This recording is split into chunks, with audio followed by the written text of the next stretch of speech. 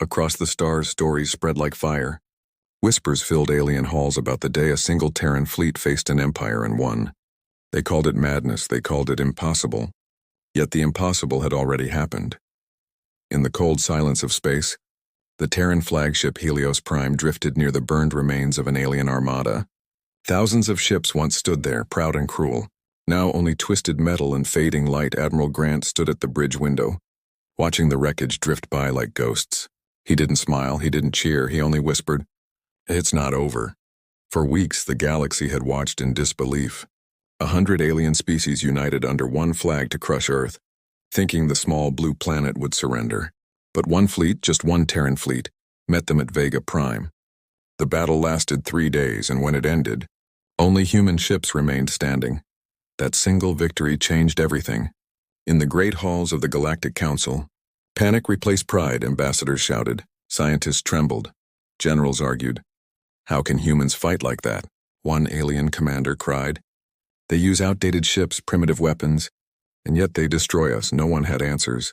Only fear. Meanwhile, back on Helios Prime, the crew moved in silence. They had seen things no one should see. Worlds burning, friends lost, and yet they survived. Every officer on board knew this victory would not bring peace.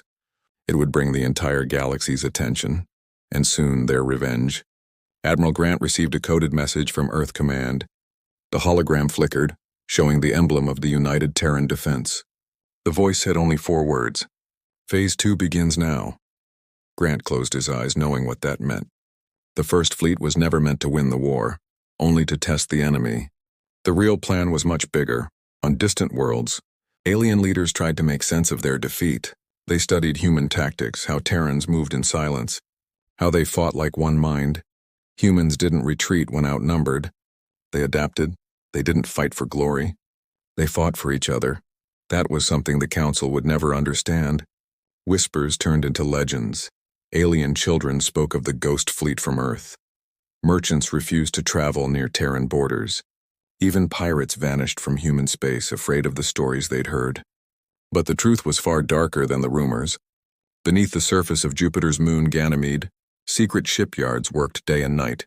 Massive new vessels were being built, faster, stronger, smarter. Each ship carried the emblem of the Earth Alliance, and each was named after lost cities: Atlantis, Babylon, Troy. These were not ships for defense. They were built for something greater. They were built to end fear forever. Back on the bridge of Helios Prime, Commander Reyes approached Admiral Grant. "Sir, reports confirm it. Alien fleets are regrouping near the outer rim," she said. Grant nodded slowly. "Let them come." His voice was calm, steady. As if he had seen this in his dreams, he turned toward the viewing glass and whispered, "The galaxy hasn't seen what Earth can truly do." Outside, the wreckage of the enemy fleet drifted into a red nebula, glowing like dying embers. For a moment, it looked like a graveyard of stars, but deep within that silence, human engineers collected data, scanned debris, learned every weakness of their foes. Nothing was wasted, not even defeat. That was the Terran way in the alien capital of Zikor. The High Chancellor watched the battle recordings again and again. She couldn't believe what she saw. "Humans fight like they have nothing to lose," she whispered. "But they fight as if they have everything to protect." Her advisors urged her to strike first, to wipe out Earth before it could rise again, but deep inside, she felt something she hadn't felt in centuries: doubt. Across the Milky Way, human diplomats sent peaceful messages. They spoke of cooperation, trade, and understanding. But every alien who received the message could see the unspoken warning behind it. Earth had power now, real power, and the galaxy would have to respect it, or face it. As the stars turned above, the Terran fleet entered warp space once more. Engines roared, lights burned bright, and the void swallowed them whole. They weren't chasing victory anymore, they were guarding it. And as Helios Prime vanished into the black, Admiral Grant's final words echoed through the command deck. "Remember this day," he said softly, "because it's the day the galaxy learned fear." In distant corners of the universe, every species repeated the same line in hushed tones. One Terran fleet shook the galaxy, and none dared to wonder what would happen if Earth ever sent more. The galaxy did not rest after Vega Prime. Every government, every admiral, every spy wanted to know how humans had won. They studied recordings, searched debris, and questioned survivors, but no one found an answer. The truth was hidden deeper than they imagined. In the outer rim, near Jupiter's shadow, something massive moved beneath the clouds. It was not a moon nor a station. It was the Terran Shipyard Zero, a secret place known only to the highest command there. Thousands of workers and machines built ships beyond imagination, each one larger, faster, and more powerful than the last. The walls of the shipyard trembled with the sound of engines being born.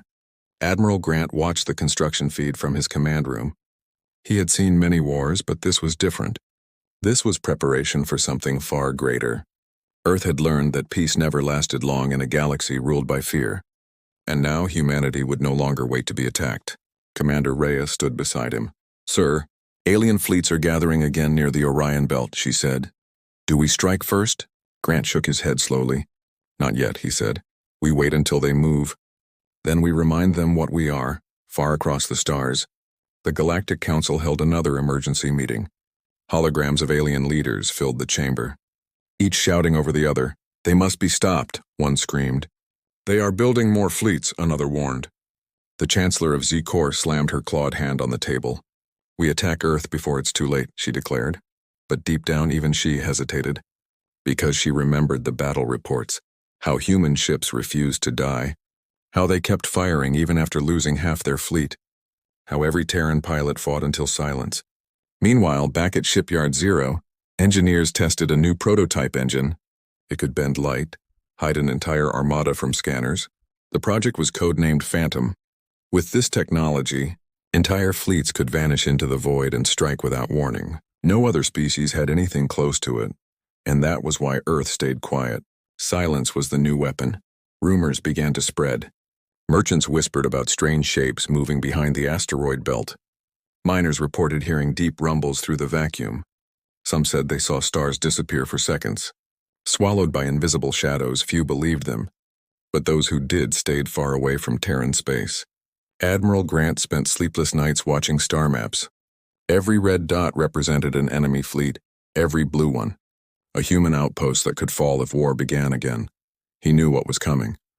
He had seen it in the eyes of the Council when they declared Earth a threat. There would be no peace, only a pause before the storm. On the surface of Mars, civilians worked in silence. They built bunkers, repaired ships, and trained new recruits. Children grew up learning the names of lost heroes from Vega Prime. No one cried anymore, they prepared, because everyone knew, if the aliens came again, humanity would not just defend. They would strike back harder than ever before. A quiet signal came from deep space. An ancient probe, older than any known civilization, entered the solar system. Its message was short, broken, but clear. They are coming. No one knew who sent it or how it found Earth, but Admiral Grant understood the warning. It meant the Council was moving. He turned to his crew. "Begin Operation Phantom," he ordered. The room went silent. Dozens of officers activated hidden protocols. Entire fleets detached from their docks and drifted into the black, disappearing like smoke within hours. Earth's armada was gone, completely invisible to every known scanner. Out among the stars, alien fleets gathered in secret too. Thousands of ships, millions of soldiers preparing for what they called the final cleansing. They believed humanity had overstepped its place, that Earth was too dangerous to exist. But they didn't know the truth. The humans were already watching them, listening to their transmissions, tracing their movements. Admiral Grant stood once more before the great window of Helios Prime. He looked at the distant stars. Each one glowing softly, he whispered to himself, "They think we're just survivors." Then he smiled faintly. "But we're the storm they never saw coming." As the fleet drifted into the darkness, invisible and silent, the galaxy grew uneasy. No one could see the Terrans, but everyone could feel them in every shadow, in every whisper of static across the stars. The legend of the fleet that shook the galaxy was spreading again, and this time it came with a warning. Earth was not hiding anymore, it was watching, waiting, and ready. The galaxy held its breath. No one fired a shot, but everyone knew war was coming. Across 1,000 star systems, alien fleets drifted in silence, waiting for the signal. They called it the cleansing, the moment they would erase Earth from history. But deep inside the void, the humans were already one step ahead. The Terran fleets had vanished after Vega Prime. No one could find them, no signal, no trace, nothing. It was as if Earth's power had dissolved into space. But in reality, the Terrans were everywhere.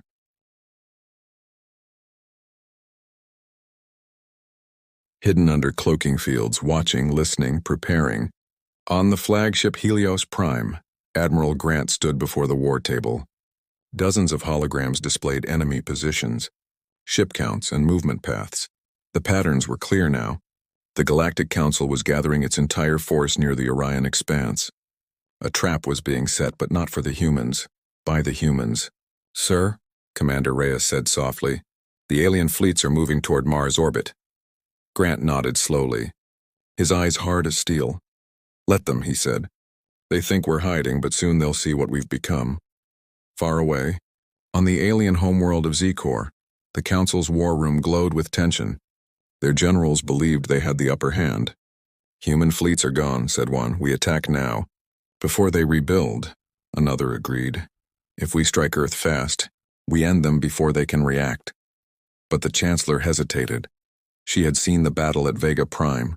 She remembered the way Terran ships fought, calm, relentless, without fear. Her instincts whispered that something wasn't right. But she gave the order anyway.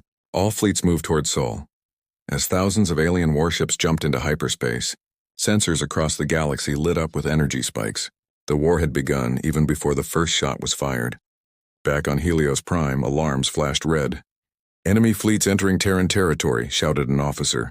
Grant looked at the map. 12 enemy fleets, each carrying hundreds of ships, he said quietly. "So they finally decided?" Reyes looked nervous. "Sir, should we reveal our position?" Grant smiled. "Not yet, let them think we're gone."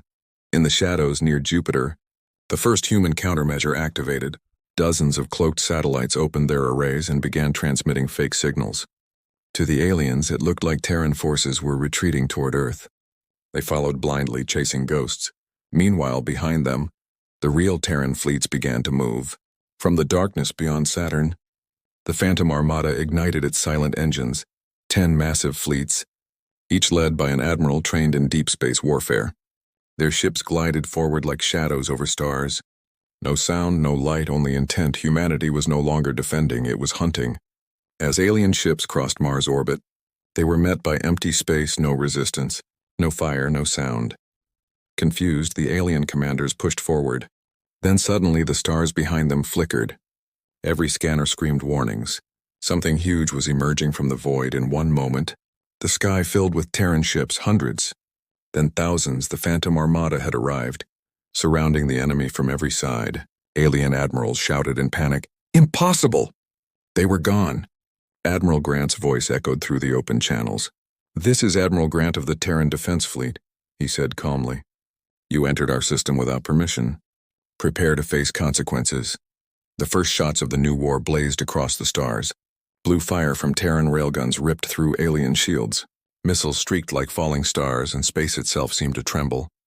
The aliens tried to retreat, but every path was blocked. Humans had predicted their every move. Within hours, 3 alien fleets were gone. Wiped out in silence, their remains drifting through Mars orbit. But even as victory came, Grant knew it was only the beginning. He turned to Reyes. "They won't stop now," he said. "They'll call every ship they have," Reyes asked softly. "What do we do when the rest come?" Grant's eyes were calm, filled with quiet fire. "We send a message," he said. "Not to threaten them, but to remind them who we are." Later that night, a transmission was sent across every open frequency in the galaxy. It was short, clear, and undeniable. "This is Earth Command," the voice said. "We offered peace, you chose war. Now we defend our home." The message ended, and silence followed, but across the stars, that silence spoke louder than any weapon. In alien cities, people looked to the sky. In human colonies, workers stopped what they were doing and listened. Everyone knew the war of warnings had begun, and this time Earth was not the one trembling. The day began like a whisper across the stars. Then the silence broke, and the galaxy burned. Every scanner, every radar, every communication channel screamed the same thing. Earth had launched its armada. From the orbit of Jupiter to the moons of Neptune, space lit up with blue thrusters. Hundreds of Terran warships emerged from the void, followed by hundreds more, each one bearing the mark of the Terran Defense Command. Each one ready for war. They didn't move fast. They moved with purpose. They weren't chasing glory. They were answering a challenge. Admiral Grant stood on the bridge of Helios Prime. Before him, the stars were alive with motion. For the first time, the full Terran armada had come together. 10 fleets strong, each led by its own admiral. Ships from Mars, Luna, Titan, Europa, and even the far colonies of Proxima Centauri. Every one of them prepared for what could be the final battle. "Status of the alien armadas," Grant asked quietly. Commander Reyes replied, "9 alien fleets confirmed, sir." Moving toward Sol. Grant nodded. "All fleets hold formation Alpha. Prepare for visual contact." The command deck was silent. Only the low hum of engines filled the air. Everyone knew this was it, the day history would never forget. Beyond Pluto's orbit, the enemy appeared. Thousands of alien ships shining like a wall of light. Their weapons glowed red, their shields flared, and their formations spread across half a system. The Galactic Council had united every race that still dared to fight. It was the largest force ever assembled, and they were heading straight for Earth for a moment. The stars themselves seemed to hold their breath. Then Admiral Grant spoke, his voice steady. "This is Admiral Grant of the Terran Armada," he said. "To all enemy vessels, turn back now or face destruction." The aliens did not answer. Their response came as a wave of energy fire, crossing the void like lightning. The first shots of the battle for Sol blazed across space. Terran shields flared bright blue. Absorbing the impact, Grant didn't flinch. "Return fire," he ordered calmly, in a single instant. The black of space turned into a storm of light. Railguns, plasma cannons, and missiles roared from human ships. Every volley struck true. Guided by precision AIs and human instinct, the aliens countered with sheer numbers. Their fleet swarmed like insects, trying to break the Terran lines, but the humans didn't panic. Every ship moved with perfect coordination. Every strike was part of a larger plan. The Phantom Armada circled behind the enemy, uncloaking at the perfect moment. Alien commanders screamed in confusion as their rear ranks exploded. Across the battlefield, the Mars Vanguard fleet charged forward. Their ships were smaller but faster, cutting through enemy fire like blades on the far side. The Luna Defense Wing used experimental ion cannons. They turned alien cruisers into glowing wrecks in seconds. And from deep behind enemy lines, Earth's stealth bombers appeared, ships no one had ever seen before. They released magnetic torpedoes that disabled entire squadrons with one hit. The battle raged for hours. The light from the explosions could be seen even from Mars. Human pilots fought with everything they had. Every move precise, every command clear. They were not fighting for conquest. They were fighting for survival, and that made them unstoppable. In the alien flagship, chaos ruled. Their sensors couldn't track the Terran fleets properly. Every time they tried to focus on one group, another appeared behind them. "This isn't war," one alien captain shouted. "It's a slaughter." The Chancellor watched her screens in disbelief. She had thought humans were fragile, emotional, chaotic, but what she saw now was terrifying order. Humans fought like machines, but with hearts that refused to break. As the hours passed, the tide of war turned completely. Alien fleets shattered one after another. Some tried to flee, but the Terran armadas blocked every route. When the final enemy flagship tried to jump away, Admiral Grant gave the last order. "Target their drive core." And this. A single beam of white light crossed the void. The alien flagship vanished in a burst of energy brighter than a sun. Silence returned to space. Wreckage drifted through the darkness. Glowing faintly, millions had fought. Thousands had died, but Earth still stood. Human ships floated in formation, engines dimmed, guns cooling. They had done the impossible again. Commander Reyes stood beside Grant, her voice quiet. "It's over." "Sir," she said. Grant looked out at the stars, his expression unreadable. "No," he replied softly. "It's just begun." Because he knew what came next. The Council would scatter. Rumors would spread, and across the galaxy, every species would remember this day. The day they saw Earth's true power. The day one Terran fleet had shaken the galaxy. And the day the Terran Armada made sure no one would ever forget. Space was quiet again. The echoes of battle had faded, and only drifting wreckage filled the void. The stars seemed softer now, as if the galaxy itself mourned what had happened. But among that silence, one truth remained. Earth had survived. On the bridge of Helios Prime, the lights were dim. The crew moved slowly, exhausted but alive. Screens showed only debris and faint radiation fields where alien fleets once stood. Commander Reyes broke the silence.